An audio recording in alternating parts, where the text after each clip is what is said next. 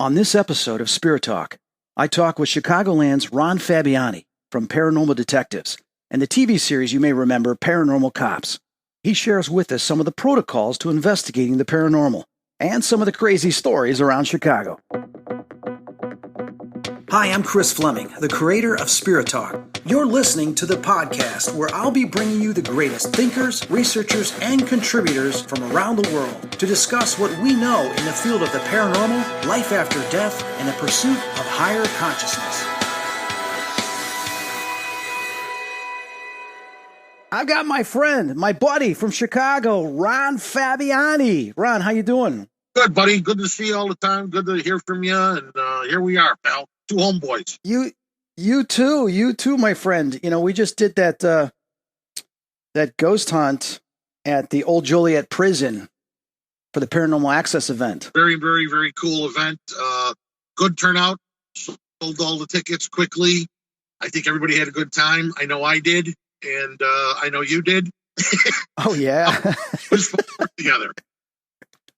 It was great. I mean, it was like, because I put this event together, and I definitely wanted to have you there, being from Chicago and everything. And we had great weather. We sold out in 4 days. And we were very fortunate that, the association there, the Historic Society that does the tours there in Old Joliet Prison, I mean, they're phenomenal. They're very friendly. They're fantastic. And I think everybody that attended had a great time. But the cool thing was, some of the stuff that was happening, that night. What did you like about the prison that night? Well, first and foremost, I mean, I got to walk where John Belushi walked in the beginning of the Blues Brothers. Let me just set aside. That was cool for me. It's a cool, old, Gothic-looking, almost medieval-looking structure, and the history there is beyond my comprehension. What I enjoyed was actually throughout, there's many aspects, but when we were getting EVPs, when you and I were together with the group later, and the numbers were a little smaller, where EVPs, you're getting intelligent interaction, obviously. Right. Based on specific questions, you're getting specific answers, and we were doing that. We were getting that. And, I like that other people brought their devices in an attempt to, capture something. Other like-minded people. When you're with like-minded people, it's very interesting and satisfying to do these events rather than a field trip for people to watch. You had participants rather than just spectators, and that is what excites me about it. Absolutely, and the Old Joliet prison in Joliet, Illinois, has really a rich history. John Wayne Gacy was there for a period of time. Richard Speck and some other individuals. Throughout history. So it was cool to go there because I think they shut down back in 2002, right? If I'm correct on that. And it sat there for a while. Really nothing was being done except they filmed some movies and some TV shows. And, this society took over a few years ago, turned into like a museum, and now they do tours there. But we were able to rent that night out and do a paranormal event for, whoever wanted to get tickets for it. And it was great. But people don't know that you and I have known each other for a while. I can't remember how long. When did we first meet? Right before Paranormal Cops came out. It was the first time we met. We had a debut party, if you will, at America. That's right. Yeah. And you were at America's Bar. Yeah. Exactly. And, we kept in contact since that day. You and I hung out, obviously, TV and paranormal stuff. Right. We've had a lot of fun together. If you recall, I don't know if you remember, we did that return to Casa Madrid. Casa Madrid is actually, it was an organized crime nightclub in Melrose Park. And we did an episode there for Paranormal Cops. It was our debut episode. And there was an Italian TV show that came to the United States to turn there for the Italian market. Yeah, I remember. Yeah. It asked you to be our medium on that trip, and all of our voices were dubbed in Italian. But we did that for a couple days, if you recall, and then in between filming, we had a lot of fun outside of that. But that's on YouTube. If you type in Fantisma, Fantisma, something or other. You can find all that.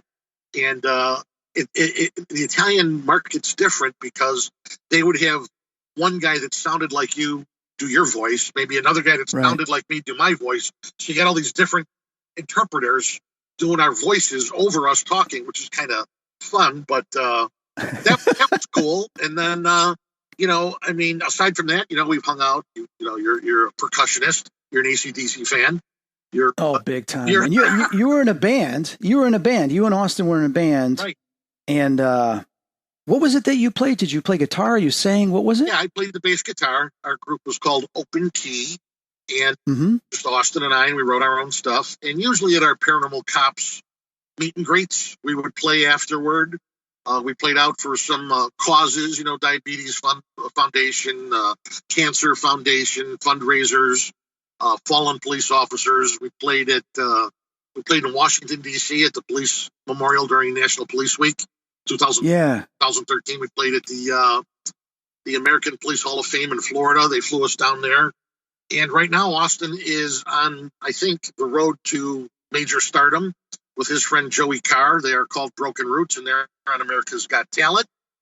And I don't know when this is going to air, Chris, but in about 2 weeks, we're going to find out where they place. They are in the finals. So I have nothing but faith in Austin's abilities musically, professionally, and he is one of my biggest, if not my biggest, musical inspiration.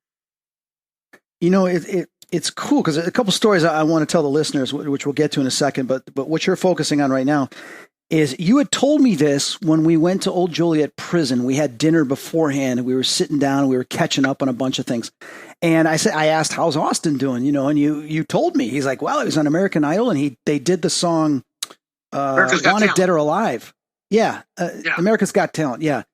And they did Wanted Dead or Alive. Well, I just watched that a few days ago on YouTube and I was blown away. Oh, yeah. I mean, they had the entire audience standing room only, Yeah. And that speaks volumes. You know what I mean? They sounded great. They got the reaction. That pays for itself right there. And, and it was just so cool to see that. Both look like they're very comfortable in that role. You know what I mean? I don't see any signs of nervousness, no mistake, nothing. And, Austin's a cop, by day, as am I. And this is something that has always been a passion of his. And I think he'll go far with that. I really do. I hope he does. Yeah, I pray that they do too as well. They deserve it. And they got really good chemistry, up there. And they're there for a lot of, amazing, solid reasons. Oh, yeah. And, the fans love them, and the music, the songs they're doing they're really cool. The last one I just watched, yesterday there was the flames, the fire behind them. Country song. Yes. Yeah. Country song. Oh, that was really cool. Yes. Very, very cool. Nice production. Nice. And they're getting great responses and they're moving forward. So I wish them nothing but the best. Absolutely. And all listeners, just Google or go to YouTube and look for Broken Roots, right? Yeah. Broken Roots. Yep. Absolutely. And you can watch some of their videos of what they've done. But I remember, Ron, you and I in Austin, we went out one night. This was years ago, and I can't remember exactly what year. And then we went back to a buddy of yours' house. I guess you guys had a studio in his garage? Yeah, Colin Reed. He's a police. Yeah. So plays music. And we went back there and sang and played a little bit. They had a few beers with you. Oh, it was great. It was so much fun, just chilling, hanging out. And I was watching you guys play. Yeah. And then I said, hey, let me get on the drums. And I can't play drums at all. It was just, I'm like, all right, I'm going to go sit back down.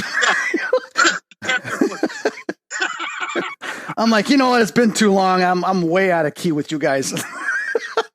We had fun anyway. We did. But what was the coolest thing, I think, where we really bonded? There was that moment that kind of just brought us together was you start telling me that, he might have a ghost in his house. Yes. And I said, all right, well, let me go see if I can make contact. So you said, hang on, should I get my equipment? I said, yeah, just grab your equipment. So you guys got some of your equipment, you and Austin. Right. And Austin had one of the EMF detectors on this stick. I go, why do you got it on a stick?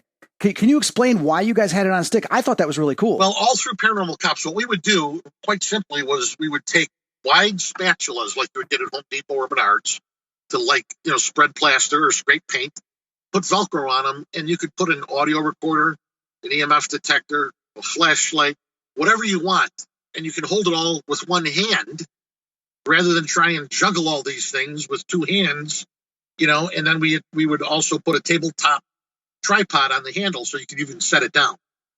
It just made sense to us. You know what I mean? I would carry what I fashioned between a tripod and a folding microphone stand, and I would put my camcorder on there with an IR light, and again, an audio recorder and an EMF detector. I could walk around with that thing and get a steadier shot. I don't know if any of the listeners are familiar with what a steady cam is. A steady cam is something that helps keep balance when you're moving and filming, depending on where you hold it. They've been used in movies, countless movies. I think it was introduced in the original Rocky movie in the fight scenes where there's this fluid motion by the cameraman as he's filming them in the ring. And so many times, you see videos on TV and whatnot, and they're jittery or they're not steady or whatever. And I wanted to minimize the jitteriness and try and get a better chance at keeping steady shots as we walked around and did investigations. And then you can set it down and you got a tripod, right there. Right. I'm more for sitting still and letting things come to me rather than walk around with an EMF detector and a camera. I want to set them still and let energy move to them. Because if you're walking around, and of course we all want to get a base reading on an EMF detector. I understand that. But you can sometimes get false positives if you don't know what's behind a wall. You don't know where the breakers are, whatever. But if you set an EMF detector on a coffee table or a bar and it doesn't do nothing for 2 hours, and then suddenly you're getting responses, well, energy moved by it. It did not move by energy. And, that's a little bit more compelling to me. And, when we would do investigations, whether it was the Chicago Paranormal Detectives / Paranormal Cops, we had a lot of different protocols and different approaches. We would have to first search, secure, and seal an environment before we began to ensure the integrity of the scene and seal the windows with tape. It could be masking tape. It could be any kind of tape. And the doors, because so many times you'd walk by and go, was that door open? Was that how I left that? I can't remember. Good point. Tape is broke. You know that it's been compromised. If the tape is not broke, your scene is still secure, much like a crime scene. And you have, stationary cameras, even on the perimeter, the outer perimeter, whatever. There, more cameras is more coverage. Let's say. I agree.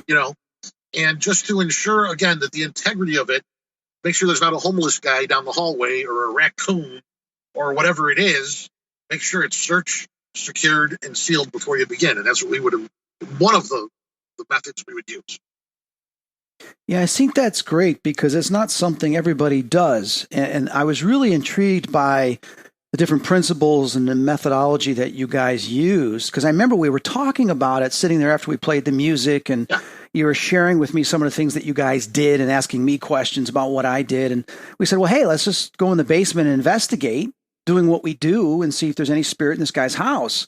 And as soon as I was going down the stairs, I started feeling that heaviness and I started getting the static on my arms. I said, yeah, there's somebody here. And in my mind's eye, I saw this, black shadow figure go racing across the room. I said, oh my God, there it goes. It's a male. And I can sense it's male. And it went to one part of the room and you said, should I go get my recorder? I said, yes. So you grabbed your recorder. Austin grabbed his EMF detector and we went down. Oh no, you know what? Let me back up. I forgot. I asked the guy, we had been drinking a couple drinks, whatever it was. And I said, hey, I got to use the restroom. And Colin had said, okay, you go inside. I'll show you where to go. I go inside. I use the bathroom. And then when I come out, I come back and sit down. Well, he goes back into the house and he's like, hey, did you make a mess or do this? And I go, what are you talking about? We go back in and there were some towels or some things that were in the actual path to where I had gone. And I can't remember specifically what it was, but he said they were on the floor and they weren't. I said, no, I didn't touch anything. I didn't knock anything over. And we looked at each other like, hey, wait a minute. This is the first time I went in the house. The entity or spirit's probably responding to me being there. So that's when we went into the basement. Yes. And we go into the basement and I remember you got your device. and Austin has his EMF detector, and you had mentioned to me that Colin's skeptic. He doesn't really believe in this stuff too much. Right. Or he doesn't want to talk about it because he's afraid of it. I can't remember exactly what it was. You know how it is when it's your own house. Yeah, exactly. It was his house, so he didn't want to deal with something like that. So he was a little perplexed of like, hey, what's going on here? This stuff doesn't normally happen. So we go into the basement. I pursue this thing to the corner, and all of a sudden I see this thing rush me, so I duck. And the thing goes right over me, and I feel that whisk of air and energy that goes right across the top of my head and my back. And lo and behold, Colin was standing a few feet behind me, and this thing goes right through him. Remember. And you pulled me aside. We did a few things then, but you pulled me aside later, and you said, hey, what was it you told me? You said something about he was upset about this, or this really bothered him. He wanted us to leave. Do you remember? I think something also knocked the EMF detector out of... Yeah, I was going to get to that. That to me was phenomenal. Is Austin says, hey, you need to talk to us. We're not here to hurt you, this and that. And he says, can you make this device? Now we were using the direct response method where, 2 for yes or 1 for no, whatever it was. I think you guys were using 2 for no, 1 for yes. And Austin says, and this is what I really liked about the way you guys were investigating. Austin says, can you make this light up and speak to us? 2 for no, 1 for yes, whatever it was. Right. And all of a sudden it does it like 3, 4, 5 times. And Austin's like, no, you're not responding correctly. And so he kept going back and forth with this energy saying, no, you're not doing it right. Right. Can you do 2 and 1? And then it would do 2 and then 1. And then once he got it doing exactly what he was saying, then he began the communication with it. Correct. And I was like, wow, he just ruled out the false positives. Agreed. Because now you're getting intelligent interaction and you can have a conversation. And I was just fascinated. Then he's going back and forth with the questions, and it's fluctuating according to what he's asking. Right. But then you could tell it starts getting, Austin's like, are you getting mad? Are you getting irritated? And then all of a sudden, Ron, tell everybody what happened. I was blown away. I mean, it flew out of his hand. And it flew out of his hand. It was smacked. It was like smacked. Yeah. Aggressively. Absolutely. And we all ducked because we thought it was going to hit us, and it goes flying across the room. I have found, and I think we have found, and I remember it like it was yesterday what you're talking about, Chris. We have found rather than demanding interaction, to try and build a rapport. In other words, the same type of thing if we have a bad guy in custody. If you demand him to speak to you and demand this and start screaming and yelling, yeah, maybe once in a while you'll get him to open up. But I think you get much further by building a rapport, letting the person you want to talk believe that you see the world through their eyes and you have something in common, to encourage, because let's say there's a spirit in a location, let's just say theoretically 100 years, 150 years, 200 years. Right. They're looking at us like, who the hell are you? The new Good guy, point. to demand that shit from me. Why do I have to answer to you? Get out of here, Right. But if you encourage, and then people have asked too, why do you guys do things in the dark with night vision? And my answer is always this. If you stand in your driveway at noon and you stand in your driveway at midnight, it sounds different. Midnight is a lot quieter, a lot less interference, a lot less potential for false readings, positives, what have you. And I kind of want to meet them on their playing ground. So many times it seems that when you go into a place, maybe you'll get a beep here or a little thing there, like they're dipping their toe in the water at the pool. They're reluctant to interact. Who are you, and why are you here, and why aren't you afraid of me, and why aren't you running away? And it's almost like they got to warm up to us.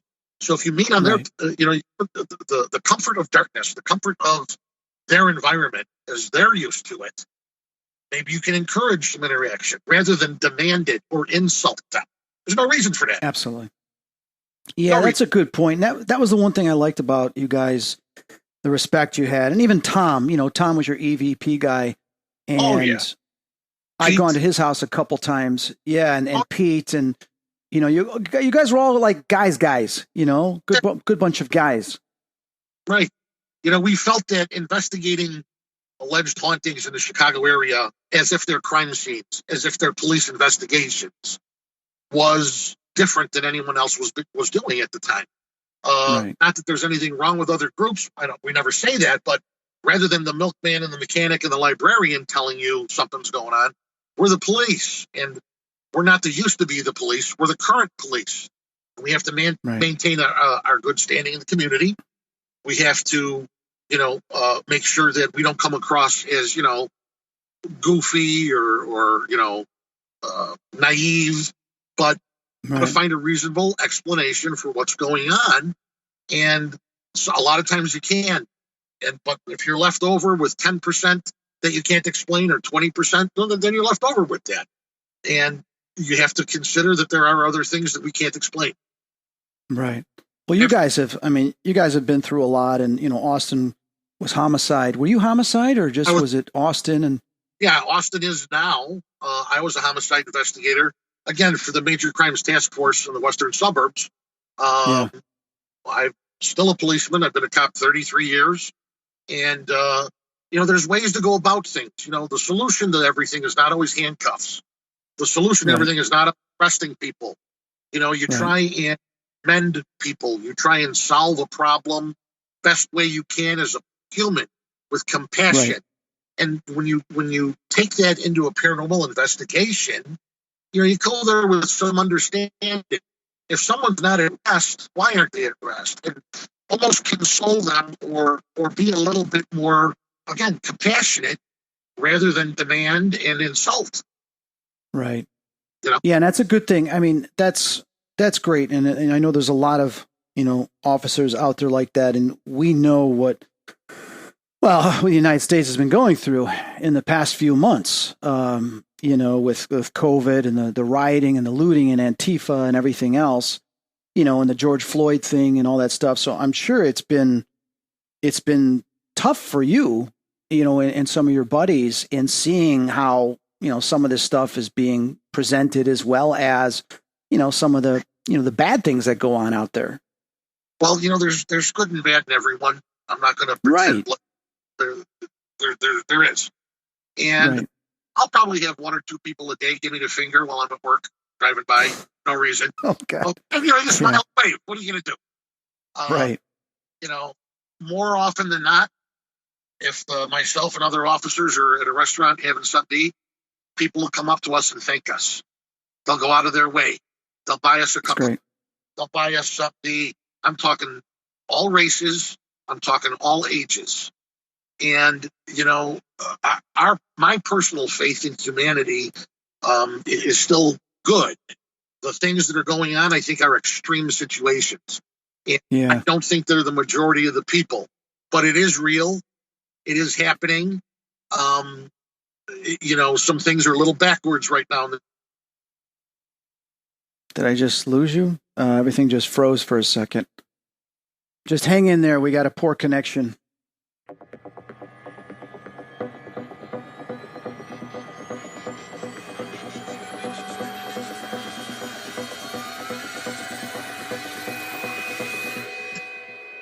In our country, there's a lot of craziness going on right now. And, people want to be heard. And I think that that's the number one thing. People want to be heard. They want their voices heard. They want their opinions heard. You have a lot of very, very young people that haven't lived a lot of life that are fighting and screaming and yelling. When it comes to looting, when it comes to damaging property, when it comes to physical violence, that's where that's got to stop. Right. That's got to stop. No, totally. I agree. Well, there's a lot of things that got to change, and it's obviously, hopefully, our political system and everything else starts to create those changes and institutes them for everybody. And the thing is, we can't move away from authority. We need to have some authority to keep the streets and everything in check. Otherwise, you remove that, we see what's happening.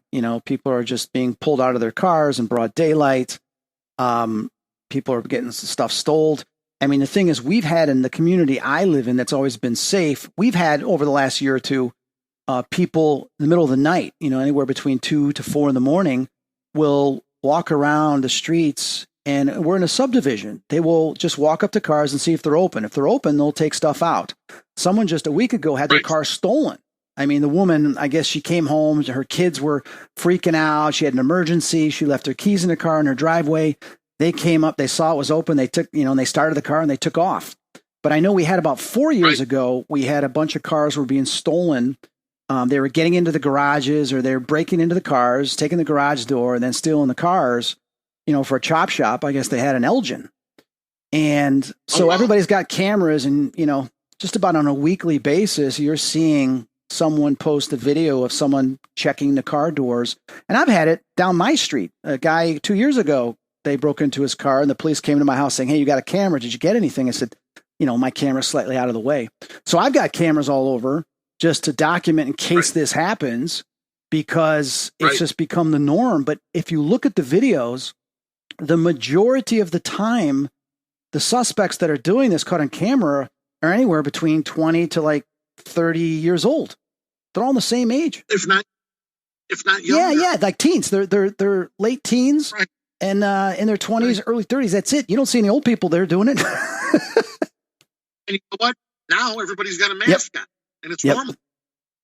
So there you go. That's a whole other problem. Exactly. And usually they got the hoodies on, and they got the thing covering their face. Now they got the mask with the hoodie on, so you can't even tell. They just insult us, and we'll solve it. All. We'll solve. We got all the answers. Exactly. But no, it's just crazy. It's like, you kidding me? So we got like this neighborhood watch right now. Someone started the Facebook, and I said, guys, quit posting everything on Facebook of what we're doing, because then the criminals, they're just going to read it right on the Facebook page. Hello? True. So, but anyway, but Ron, how did you, go ahead. Go ahead. No, how did you get into being a police officer? When did you decide that you wanted to, cruise the streets? I think at birth, that's something I always wanted. I always wanted to be a cop. When I was little, I would spend a lot of time by my grandmother's house in Forest Park, Illinois. Forest Park is a town that is known for more dead people than living people as far as their population, because there's a lot of cemeteries. So at the end of my grandmother's block was a graveyard. It's where my mom and my aunts and uncles used to play when they were kids, and it's where I would play with my cousins. And I had seen that some of the pictures on the tombstones, this is when I'm a little kid, were damaged. And my grandfather told me kids, use BB guns and shoot the pictures. So I said to myself, I'm going to start the cemetery police. I'm 8, 9 years old. And I would ride around on my bicycle. And if I caught anybody monkeying around with, tombstones or whatever, I'd have a little journal, write their name down. Cemetery police turned into paranormal cops. And, I wanted to be a cop all my childhood. And I became one in 87. And, I'm still going strong. But as far as paranormal goes, I responded to a call, a 911 call at a bar, where the guy working the door, a guy who wasn't afraid of anything, been shot 5 times, one of these guys, nothing scares him. But at night, when he would close up, he would see figures in his bar late at night. He had enough of it. And we got to talking one night when he called, and it happened to him again.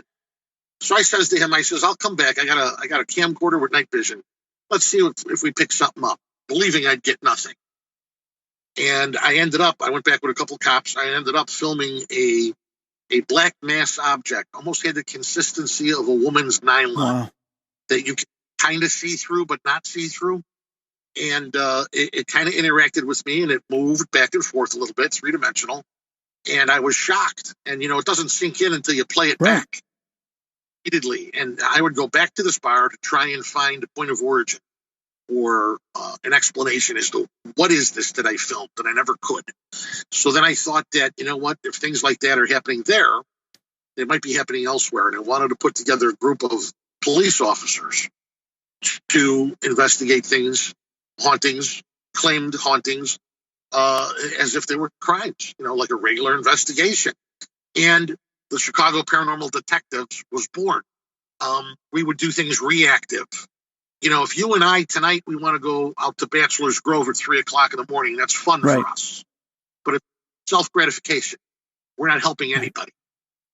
Whereas with this, We wanted to be reactive. Right. If you have a problem, if you have a concern, you're at your rope's end, the end of your rope, rather, we would go and see if we can get you some answers. Now, we're not orking. I can't tell you how to, get rid of it necessarily, Right. but, there are other options where I would consult with someone, let's say like you or some clergy or something like that. But in order to again, maximize the probability that we're getting something paranormal, we would never do anything outside, never any apartments or hotels, because those can't become controlled environments. If you're doing an apartment and the guy upstairs wants to rearrange his furniture at 2:00 in the morning, you got a lot of problems. Right. If a household had cats, dogs, birds, we'd tell them you got to get them out of the house while we're there, because these are all going to be distractions. And then we got onto A&E, filmed some episodes in 2009. It aired in 2010, and reruns are still on Tuesday nights at 7. Wow, that was 10 years ago. Wow, time flies. Yeah, on the Crime and Investigation channel. It's on every Tuesday at 7 o'clock, 11 o'clock, whatever. Same reruns, they're the same episodes, but and then I did Paranormal Challenge. Right, I remember that. With Zach, and more recently Paranormal Emergency, where I told the story I just told, which was on the Travel Channel. That's also really cool. You also you're doing some videos where people were riding with you, telling you their stories. That was pretty cool. That was called Paranormal Ride Along, and we just did like a quick 2.5-minute demo, sizzle reel, for potential for a new show. It was just pitched; it didn't go anywhere. But that's on YouTube, Paranormal Ride Along. Yeah, that was pretty cool. But you know how these things are, Chris. You get signed for a TV thing. It looks good. It looks promising, and then maybe it's not going to happen. They're going to shelve it. It didn't get green, or what have you. And juggling TV scheduling with a full-time job is not easy. Yeah, doing TV is difficult because, you'll get producers that are interested, a production company, you might even get that network, and then things change. You get politics involved, or, their briefings come in for the next season and it's changed. They're no longer looking for that show, or something they're interested in is they're no longer interested in now. It's really tough. And I know the statistics are about 99% of stuff that gets pitched never gets picked up. It's only like 1%. Right. Exactly. And, well, you know better than me. You've done it 20 longer, years. You've done it 20 years. You could be on top of the world at 8 o'clock in the morning, and you're done by 10 o'clock in the morning. And you have no over it. You have no control over it. No. Somebody else is dictating your destiny with that project. So you never know what the future holds with television. I keep an open mind as far as any future potential possibilities. I have no idea. Right. But, I go along, do my thing. I'm a cop. I'm a regular guy. I used to say all the time, on our business cards, I had my regular cell phone number on there. I'm not just call me. Wow. I'm going to talk to anyone. Yeah. You grew up in Chicago, right? Actually, Melrose Park. Melrose Park. Yeah, and I know I was born when we lived in Melrose Park. We lived there for I think 3 years. Yeah, you were born there first, too. And we used to go to. I know my dad used to take me to Naples, to Kittyland. Oh yeah. Naples was that food mart, that fruit stand. He knew the owners, and we used to go in there and we'd sit back in the office with them, and they'd give me Tootsie Rolls, and you always get these. Oh, I want some more Tootsie Rolls, and they were cool. Nardellas, I think it was called the Nardellas, if I remember correctly. I don't know that, but Naples fruit stand, very familiar. Yep. Long. They had Amling's Haunted House, which was right near there. Of course they were friends with your dad. Your dad was famous. Yep. And they had the Greyhound racing there too. Way before my time. Greyhound racing. The Melrose Park track. Oh, no. Horses. Oh, was it horses? Oh, okay. Yeah, horses. Oh, yeah. Right by Kittyland. Oh, I thought it was dog racing or something. Oh, no. Now that's gone. Maywood Park Racetrack's gone. They tore it down a couple years ago. Maybe a year. Kittyland's been gone for a long time. Well, yes. Kittyland was people listening, it was an amusement park that everybody went to. I mean, it was just so much fun, and you'd have your birthdays there, and and then that disappeared. How long ago? I would say this is 2020, maybe 12 years ago, maybe 11 years, something like that. The original sign is on the side of the Melrose Park Library. Wow. Yeah, it's it was right on the We're not. No, we're not. It was right in the corner there too. I mean, you couldn't miss it. It was a perfect location. First and North. Yeah, exactly. Absolutely. So that's hometown. Right. Do I still live there? No, I don't. But I live out in DuPage County, and I still come through this neighborhood, Melrose Park, Bellwood, Elmwood Park. If you want good food, you know what I mean? That's the thing I wanted to ask you. Tell everybody, I mean, what are your favorite places to go in Chicago? Well, for food, let's just do this. Hot dogs is Grand and Pulaski, Jimmy's, or Gene and Jude's. These are hot dogs. Yeah. If you know me, people that can't see me, Chris knows me well. I look like a guy that knows how to eat. For pizza, there's Armand's in Elmwood Park. There's Freddy's and Cicero. There's, I like Giordano's stuffed pizza, to be honest with you. Beef sandwiches is Al's down on Taylor Street. My dad used to take me there. Yeah. Park. Oh, yeah. Elmwood Park's got a lot of good food. I got to say, it's a suburb of Melrose. I say that tongue in cheek. But, going out to DuPage, what do we have out there? There's a little bit here and there, not a whole lot, but we got Portillo's, and that's where it's from. And, I'm happy to say I got one very close to my house. It's funny as my mom, this was years ago, she loved Portillo's, when she'd go into Schaumburg or whatever, and she says, I love Portillo's. Yeah. She's ballsy. She got on the phone and she called Portillo's. And she says, you know what? You guys need to put a Portillo's out in Sycamore, which is in DeKalb, because we have all this traffic that goes through, blah, blah, blah, blah. A year later, they break ground, and now there's a Portillo's there, and it's always packed. Everybody goes to Portillo's in Sycamore. Oh, wow! It's like my mom's like, we drive by. My mom's like, I did that. Yes, she did. Wow, that's crazy. Awesome. That's awesome. Yeah. Well, the one guy from that show, Will and Grace, was from Glen Ellen, and I guess that he grew up eating Portillo's, and he got them to open one in California. Wow. I can't remember the actor's name. Yeah, but I like food. Yeah, Chris. I know. When people come into the Chicago, like, we got to go to Portillo's. We got to go to Portillo's. For people that don't know, I mean, it started out as a just little hot dog stand. Was it Anthony Portillo? Was his first name? Dick. Yeah. Dick Portillo. Yeah. A little trailer in Phillip Park, North Avenue. Yep. Oh, yeah. Yeah. But, and I'll tell you what, for people that are not in the Chicago area, all our pizza is not this deep dish pizza bullshit. We like thin, cutting squares. That's more neighborhood Chicagoland, if you will. Everything's not pan pizza, and people that are listening in New York, I feel sorry for you, but you can come to Chicago and get real pizza anytime you want. It is not the same in New York. You go to New York, it's like, this is pizza? I've had pizza in the UK, and people are eating the pizza, and they think it's great. I said, this is nothing. This is terrible compared to in the UK. Terrible compared to what we have in America. You guys don't know what pizza's like, No. And they're closer to Italy than we are. Exactly. So it's like, Chicago's known for the pizza, the hot dogs, and even the steaks, believe it or not. Yeah, I mean, just our food in general. I got buddies of mine that have been in the military, been all over the world, but they say the best food in the world is right here. Yeah, it's we got so many great places to go eat. I believe it. But I like that went to in Joliet. I do like which one? I like that joint. The Mexican joint we went to in Joliet. Oh, that was good. That was good.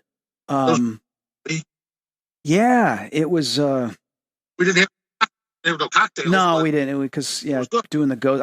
We all wanted to. Yeah, I wanted a margarita. Yes, very much. Yes, very much so. But wouldn't make it through the night. We'll do it again. Yeah, it wouldn't have made it through the night if it would have done that. And that's the one thing is I don't drink at all before I do a ghost hunt, and I require that people don't. Unfortunately, we had someone that showed up that was drinking. Right. So it caused a little headache here and there. But the other thing is that, especially filming, when I go on production, is I don't drink at all. It's funny because, especially the UK, I mean, they're heavy drinkers and smokers. So when I did Dead Famous and we were going all over America, New York, Los Angeles, after we're done filming, we'd always end up at a bar. Well, I couldn't do anything because I didn't have my car because they were driving me or I was with somebody. And they would sit there and smoke and drink, and I would be bored off of my mind. And they're like, "Don't you drink?" I said, "No, I don't really, I'm not a drinker. I mean, I'll have drinks socially once in a while, but when I'm filming and doing paranormal, I will not drink at all. So if we go a whole season, I tell the crew, I said, listen, I will not drink until our very last episode. When we're done that night, I'll have a drink. And it's because I want to have a clear mind. Plus, I know if you're under the influence of something, an entity, a negative entity can slip in and create an attachment. And that's the last thing I want when I'm going to people's homes to help them. Well, you're vulnerable. Yes, exactly. That's the word right there. Vulnerable. And people don't realize that, well, it's just a drink. It's just that. I go, yeah, but think about it. Your inhibitions are affected. Certain things come out that wouldn't normally come out. So what does that mean? I call it a loosening. There's a loosening that occurs between your mind, your spirit, and your body. It's loosened slightly. Well, if that door is ajar just a little bit, can dart in or out. Right. Now, let me ask you a question. I always wanted to ask you this, and I'll ask you here in front of everybody. How do you feel about magnets and the energy that the electronic energy that magnets, would you say that they draw spirits in or scare them away? Or what is your feeling on the energy involving magnets, or even bringing a compass to an investigation, an old school compass, to see what kind of readings you get, or if they can manipulate that, because it's energy. Right. Well, let me put it this way. If I was to take out a big magnet or magnets and use them, I don't believe I've ever done that. I might have done something once with Bill Chappell years ago where we did something. I don't remember the outcome. But I understand where you're going with this. My experience would be when we get into certain tones and frequencies, because, the whole universe is waves and frequencies. So when we get into certain frequencies, and we do know that there's a push or pull with magnets, how that affects ghosts and spirits, I honestly can't answer that. But I can answer that when you have specific frequencies, which are part of the electromagnetic field as well, those can affect not only the mind, but also the body. Because I remember there was the devil's tone, and I had spoken about this with Adam Bly, and there was another guy, his name eludes me at the moment, and I apologize, but he was doing some research with this. And I remember I sat down in my chair and I was listening to the devil's tone, where you would have one tone going down, another tone going up. All of a sudden, I felt myself starting to be pulled out of my body like a magnet. And I was like, what the hell is going on here? And then all of a sudden I was like, and I started going out and then coming back in. And then I felt like I was going into a negative vibration, into a darkness, and then to a high one, then to a negative one and a high one. And I'm like, you know what? I don't like this devil's tone at all. I shut it off. And then Adam had told me, you don't want to mess with that. The church knows about it in their research, and that it can cause negative type things. And at that experience, that brief experience, I said, I have to agree. So I never messed with it after that. And I know from and I know from doing the Gateway and Hemisync and the research Robert Monroe's done, he utilized frequencies between the left brain and the right brain, between the ears, to cause a relaxation, to allow your body to leave your body and do astral travel or out-of-body experience. So while it's similar, the devil's tone was mostly going into a negative frequency and vibration where you don't want to take your spirit and soul there. So that's more of what I know about from my research and experience rather than specific magnets.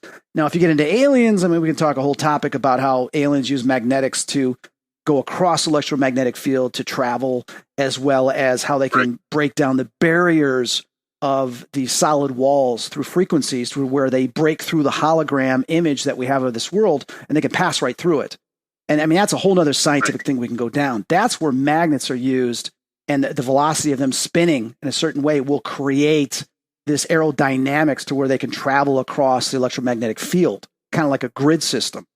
But as for ghosts and paranormal, I hadn't really messed with magnets. Now, can you tell me, have you done experiments with magnets, and what have you found if you have? I have not, but the thought entered my mind very recently because, when you're talking about EMF, you're talking about electrical impulse, what have you. There are electric magnets that you can turn on or hook to a battery, just regular magnets. And then, when I'm thinking about the Bermuda Triangle and the effect things have on compasses and the atmosphere and all of these things, is it all tied together? Is it all one thing? And I don't know that anyone I've really seen utilize magnets or a compass in a paranormal investigation. Yeah. It's something I would be interested in if they can manipulate that, because, like you've said, spirits are not matter; they are energy. And what I would love to see is an EMF camera, a camera that can see EMF fields. That would wonderful. Just like the ether, to see the ether and everything else. Yeah, to see it move. And, but the magnet thing, I think, is something I'd like to look more into moving forward, just to see if it can be manipulated, almost like a makeshift low-budget EMF detector, a compass. You just made me realize that's a great way to explain when you come into some type of physical contact with a ghost, energy, or spirit. Is I remember, obviously when I was younger and I felt something push me or something touch me, it was like a hand, but also like a magnetic push rather than a magnetic pull. And then, I'll never forget, at the Whaley house, when we were doing Dead Famous, I sat on the bed and I felt something there. I said, okay, they're playing some game, they're hiding or something. And I had my recorder and something pushed my hand and I screamed and jumped off the bed because I didn't expect that. But the push of it was like a little hand, but like that magnetic, when you take the magnetic and you polar opposites, whatever they call it, and you bring them together and they push. Yes. That is something they're doing. Yes, there's something to that. I agree. There. I agree. Yeah. And I don't know that it's been looked at very hard. When we get that static electricity, like you get the little static with your fingers, or not your fingers, but the tingling in your fingers or the back of your neck, as well as the hairs go up. The stronger part of that's more magnetic, when they will push your arm or push you, or you feel something go through you. It has that magnetic push that is invisible, but it has a force. And that's probably the best way I could describe when you come in contact with whatever physical part of the ghost and spirit is, when you feel it push you. It's that magnetic feeling you get from a magnet that pushes you. So what is it a magnet's actually doing to the magnetic field to cause that? And can we scientifically relate that to what a ghost is doing? What happens with those particles and those atoms right in front of that magnet? What's being done to them scientifically?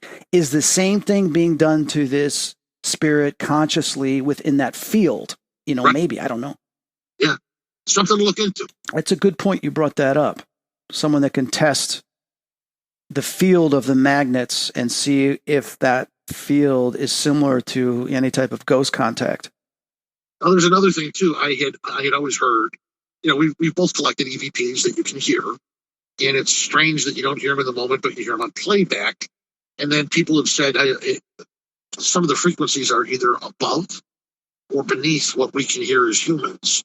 And I had tried. I got a microphone for a bass drum, specifically designed for bass drum, to pick up specific lower frequencies in an attempt to maximize my EVP collections. Mm-hmm. And I don't know that it necessarily had a major effect, but I would wonder if there are specific microphones designed to pick up frequencies that are beyond the human realm that will allow us to hear what we can't hear. And I don't know, just things that I like to experiment with and wonder about. Yes, my friend AJ, who works for Sweetwater Sound, had told me that there are microphones that go down to like 2 or 3 hertz.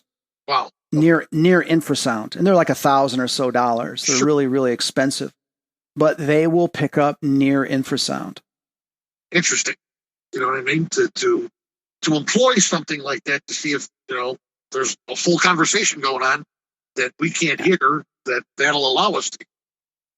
Absolutely. One of the interesting things that I've noticed in some of the research that I've done is we talk about Tesla. Tesla talked about the Tesla coils. Yeah. He talked about hearing voices before there was radio broadcasts, when he was getting a patent on it and Marconi beat him to it to do the radio.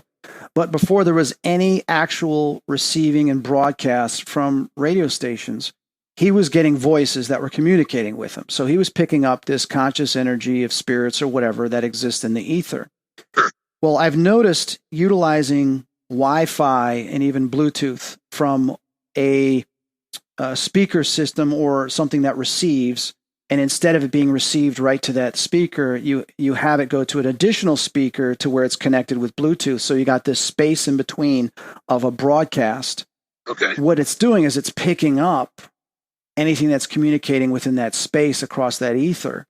And what I was finding was I was having direct communication back and forth with these entities. They're like, I can't repeat some of the stuff they said because it's part of the research.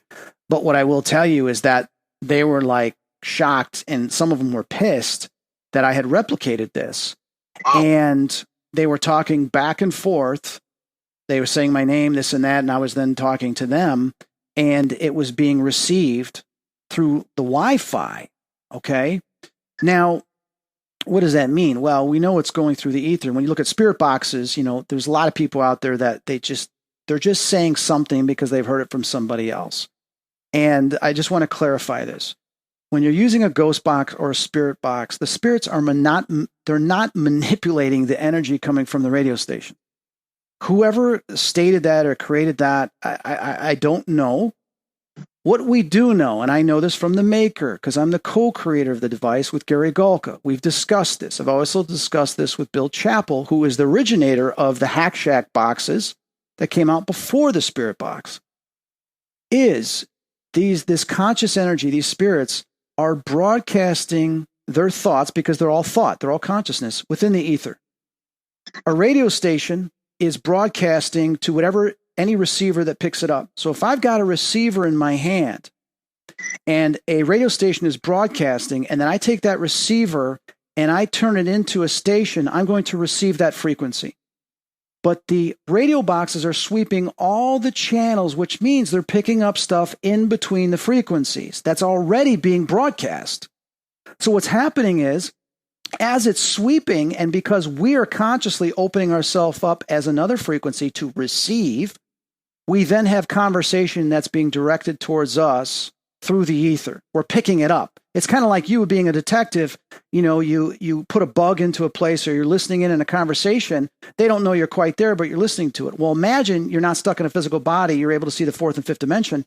You're aware that someone's thinking of you through ESP, thought transference. You're like, hey, this person's listening into what we're saying. And then they start having a conversation with you. There's no barriers. Right. Well, these radio boxes, these spirit boxes, are receiving what's already going on and communicating there, because we don't hear below 20 hertz. But yet spirits are constantly thinking out loud, talking out loud, because they're broadcasting their thoughts in the ether. It's just that now we're beginning to receive what's already being spoken there. Just as Tesla amplified the ether with his Tesla coils and was hearing them talking, just like listening into a conversation. Yeah. So there's no manipulation that's going on. It's just we're amplifying that frequency or in between that frequency to hear what they're already saying. It's very interesting. Now, have you recorded any of these? Yes, I have conversations on recording. I sent it to Gary, the researcher. He's like, oh my God, it's like you're listening in on another dimension. I said, exactly. I'm just listening in on a frequency that's going on that we can't hear with our own ears. Right, exactly. And, by them getting angry at you, they feel you're eavesdropping. Or, hey, how come you can suddenly hear us? Correct. And what I've found, and Gary said the same thing, is there's multiple layers. There's multiple layers of communication going on that we're not even aware of. Sure. And if you look at the ITC researcher Marcello Bacci, and I don't even know if he's still alive because I know he was in his 90s, is back in the 80s, he was using the old Army radios from the 40s that on shortwave radio, he would tune into between 7 and 9 hertz. The spirits would tell him go to between 7 and 9 hertz. So he'd find a very clear channel. And when he would get in that channel, he would wait and he'd call out to him. And all of a sudden, they'd start speaking to him in regular conversation. and he would listen in, and he had a whole audience. People can watch this on YouTube. Google Marcello Bacci. It's an Italian, but then there's also a version in English. Okay. It is fascinating because he's having clear conversation, and he was doing this back in the 80s. So what this is that they are communicating within a certain frequency that's below human hearing, but shortwave radio and other types of amplifications of those frequencies can pick it up. You just have to make sure you're not on a channel where someone's broadcasting on that frequency. Now, how do you feel about that spirit cop? You ever followed that? Yes, I remember watching the research and talking to Jeff Bellinger had spoken about it. Bill Chappell and I had conversations about it. Bill Chappell created something kind of similar called the crossover talk. Okay. And we had sessions where we sat and talked to this consciousness, this entity that was commuting through the crossover talk. Bill had stated once, and I think Jeff did, they had found the actual Spiricom, that some guy owned it, had it. Oh, really? And they were going to try to rebuild it and restart it. I don't know whatever happened with that. Yeah. But I think the research needs to continue with that. Now, there's people out there that created apps and stuff, and some of the apps there's some front loading on there, this and that. But some of the times you are getting some direct responses. And you know why? Because it's using the Wi-Fi. It's going through the ether. It's picking it up. And that's what the Spiricom did. It was amplifying. That's why it was so loud. You heard the buzzing sound? Absolutely. Because they were doing the Tesla thing where they were amplifying the ether to be able to hear it. Right. Exactly. So that's where we need to look. I'm intrigued by it. Yeah, well, me too. I don't have the Pentagon IBM intelligence to create that, nor the big budget to do that. But I'll tell you this, I know this from years ago I can't say too much. Let's just say that I know the Navy, has already perfected this into, extreme ultra low frequencies. When they were communicating during World War I, World War II, whatever it was, with the subs, they went into extreme research in low frequencies. And it was something Tesla already knew about. But when they started doing that, they realized that, hey, this isn't Germany, these aren't the Japanese, these are something else that we're hearing and communicating with. So they've known that for a very long time. Yes. It's very interesting, actually. Very interesting. But the magnet thing, I'd like you to look into that. And okay, I'll ask Bill about it, and I'll ask Gary about it as well. Just in general. I think right. What else is on your mind? Yeah, what else is on my mind? Tons of stuff. You and I could talk for hours about stuff. Just bounce some of these topics off. So what is your favorite part of paranormal research? Well, investigating. I like, to put my finger on one thing, I think when you're doing a paranormal investigation, something that we would do was called a concealed interview. What do I mean by that? More often than not, we would get calls from bars, taverns, nightclubs. Hey, I think that we got a ghost here. One of our waitresses had a glass go flying, blah, blah, blah, blah. We would get a lot of requests for that. And what we wanted to do was establish a legitimate complainant, establish a legitimate victim, and maybe give somebody $50 and say, hey, go in there and have a couple drinks, ask them about the ghosts and stuff. If they don't know what you're talking about, then we're not going there because they're just trying to get attention for their bar. Right. Let's weed out the people that want attention and want free publicity from the real people that need help. If we would get a request for an investigation at a private residence, after you talk to the person, then we'll call the local police department. And how many times a week are you at this house? Oh, we're there 3 times a week. Okay, then we know what we're dealing with. To do the back investigation, not just on what you're trying to find, but the person calling you to find out if they are, with it or not. And I enjoyed that aspect. I enjoy the aspect of again trying to build a rapport and the results that gets versus demands. I like the gadgets a whole lot. One investigation, I used a stun gun, which is different than a taser. People confuse those two all the time. Yeah, I remember you in Austin chasing me around with that stun gun. I didn't get stunned, people. They didn't. They were just messing around with me. They said, Chris, you want to try it, see what it feels like? I'm like, hell no. But I pulled it out. We were at a college in Lake Forest. This was for television, and I hit it, and it sends an electrical charge into the atmosphere. And my intent was to here's some energy, use it, do something with it. And Mariah, our wonderful medium that worked with us, she said, I think you scared it away. But I'm just going to say that. Yep. Which was not the result I wanted at the time, because you want to bring them in. You want to bait them, whatever it is, trigger objects, all these things. And, when you're in the moment and you're getting activity, you don't want them to go away. You want it to continue, And what's interesting to me is this also, and I want to bring this up. So many times I'm told by a medium, or it would seem our devices would also lend credence to this. They're tired. They got to go. They're drained. And it makes me think about whatever happened to rest in peace. I thought rest in peace meant you're okay. But so many times we've gotten EVPs that sound like somebody had emphysema. So many times you hear noises that sound like somebody's walking with a limp. What the heck happened to the concept of rest in peace? Are you in eternity with emphysema? Are you in eternity with a bad leg? Is that how it is forever now? It makes me question things like that. And, it just, a lot of times you come out of these things, you got more questions than you do answers. But, you brought it, go ahead. But I will tell you, I don't, like when we record EVPs, if Chris and Ronnie are in a room alone and we're getting another voice, I can't tell a client that's your dead Aunt Judy. All I can tell you it wasn't us. Right. I can only tell you who it wasn't. What were you going to say, buddy? No, you were bringing up a good point. We're talking about energy, and I just want to clarify this. And if there's anybody that can prove me wrong, please do. I'm more than open to hear this. But, from my 50 years of having experiences, I need to state this loud and clear to every paranormal investigator out there. When you leave your physical body, you have transitioned to another form of energy. Law of conservation states energy can't be created or destroyed. So we leave behind the physical vessel, but we have a consciousness. So we're already energy.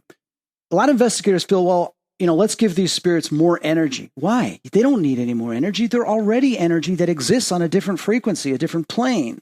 Sure. Now, if you're stating you want to give them energy within our plane to try to interact, then I can begin to understand that. But let me make this perfectly clear. Our realm exists because of the emotional response. When we're in the physical body, we have an emotional response. Hot, cold, good, bad, happy, sad. That emotional response is why the physical vessels were created. So for us to have experiences based on emotions. So when entities and spirits are trapped here, they're trapped here because of the emotions.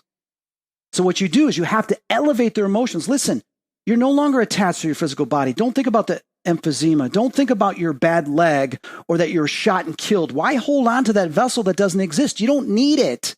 And then you elevate them to a more positive, higher frequency of emotion, love, forgiveness, happiness, laughter. And when they start to elevate there, they let go of the negative frequency vibration that was still attached to the physical realm, such as the emotion, because there is no sadness, there is no pain. There is no displeasure on the other side in heaven when everything is pure. Right. So if you want to give them energy, then you talk about emotion to remove the negative emotion and you give them happiness, love, laughter. That they will feed off to elevate to a higher frequency. Now, some engineers and stuff say, well, we want to give them energy so they can interact in the physical realm. Well, we do know they absorb ions. When they make physical contact, there's something they do that absorbs ions. Well, the ions are already there. We're not able to really manifest or create ions physically. We have machines that might be able to do that and register it. But they're already energy, so they don't need more energy to interact. They need emotion for you to alter their emotion so that they interact, just like we do as human beings. Yeah. Imagine if you've been sick and you're depressed and sad, but then you get this good news. Wow, I'm starting to feel better, Right. You start to feel better a little bit because your spirits are uplifted. So that's what I want to say in regards to energy. It's the emotions that is the energy factor within our realm that they interact with. Well said. Thank you. Well said. I agree with you. Well, any last words, Ron? Because we're at the end of the podcast, and this is just, you and I could be having this buddy conversation back and forth for another hour or two. Absolutely, we could, buddy. I just want to know that I want you to know that anything you have moving forward, I support you. Thank you. I'll always be there for you. I appreciate it. Corner, and you're the best there is, buddy.